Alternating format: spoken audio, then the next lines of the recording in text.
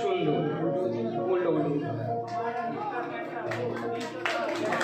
एकदम बस हमारा नेता कैसा हो हमारा नेता कैसा हो जिंदाबाद এই বলতাম তো সবাইকে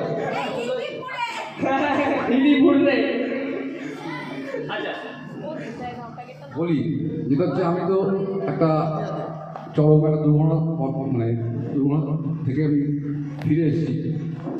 গীতটা কোনো ফ্যাক্টর নয়, আমার কাছে তোদের ভালোবাসাটা হচ্ছে সবথেকে বড় ব্যাপার। কারণ তোদের ভালোবাসার জন্যই কিন্তু আজকে আমি একটা নতুন জীবন পেয়েছি বলা যেতে পারে। তোদের আশীর্বাদ ভালোবাসা এটাই যেন আমার কাছে থাকে সারা জীবন।